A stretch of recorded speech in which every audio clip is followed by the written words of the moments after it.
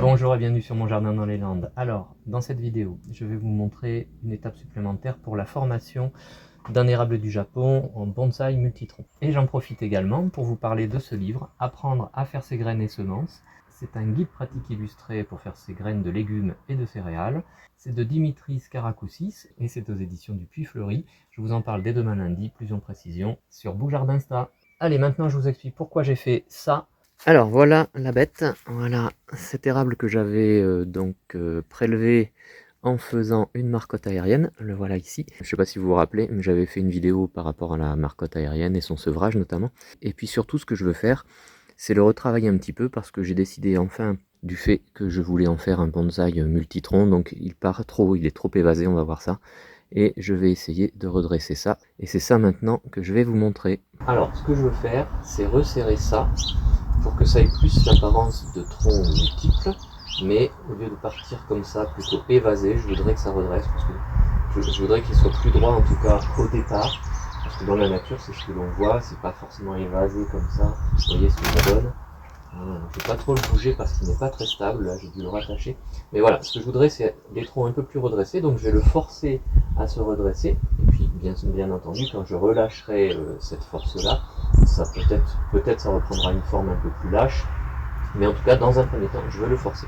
Pour le forcer, bien tout simplement, je vais prendre de la ficelle. Alors c'est une ficelle biodégradable, comme ça peut-être bien dans la saison, c'est elle qui va décider, ou en tout cas c'est la dégradation de la ficelle qui va décider quand est-ce que je relâcherai cette pression, ou en tout cas ce serrage. Voilà. Et donc, pour resserrer, eh bien, hop, je vais faire ici, alors vous voyez c'est pas très stable, je vais faire ici un nœud coulant, hop, hop, comme ça.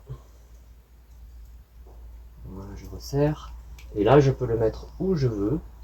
Et donc maintenant, je vais resserrer mon nœud coulant, je le maintiens, je tire, voilà, hop, je le tire comme ça, et vous voyez, ça s'est resserré.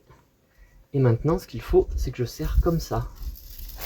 Voilà, et là, c'est le nœud coulant qui va faire l'opération. Alors, je vais peut-être en faire deux, je vais voir.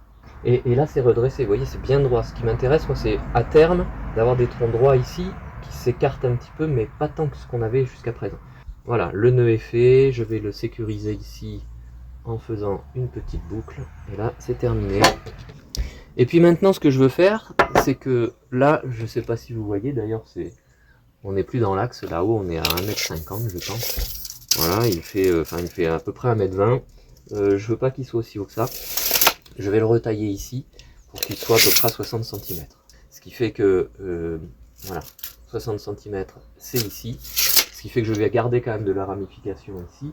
Je veux pas qu'il soit trop haut. Déjà 60 c'est beaucoup. Ce sera le plus grand des bonsaïs que j'ai eu ici.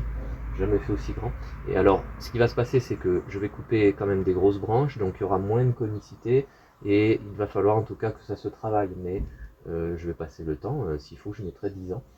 Mais ça va se former, voilà, tout simplement. Et donc, je vais réduire ça.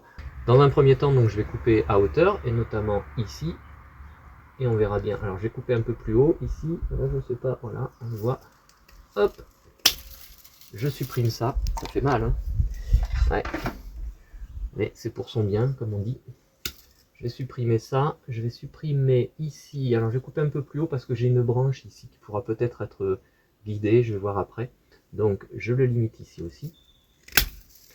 Je vais le limiter ici un peu plus bas pour éviter que les 4 troncs ou les 5 troncs soient tous à la même hauteur. Ici j'ai de la petite ramification qu'il faudra que je travaille. Voilà, ici, ici, ici. Voilà, j'enlève tout ça. Et ici, et ici. Voilà. Ça va favoriser, toutes ces tailles vont favoriser le départ d'une nouvelle ramification, et j'espère même que ça repartira d'un peu plus bas. Ça, on verra avec le temps. Voilà, et pour l'instant, je vais les laisser. Alors c'est sûr, ils ne ressemblent pas à grand chose pour l'instant. C'est un travail de longue haleine. Ce qui m'importe dans un premier temps, comme je vous disais tout à l'heure, c'est d'avoir ces troncs qui soient un peu plus droits que ce qu'ils n'étaient, qui soient moins évasés en tout cas. L'opération est terminée pour le moment.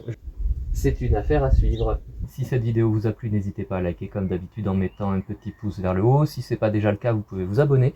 N'oubliez pas de cliquer sur la cloche des notifications pour recevoir les prochaines vidéos que je vais publier. Et puis je vous remercie d'être passé me voir, ça fait toujours plaisir. Et à bientôt sur Mon Jardin dans les Landes. Au revoir!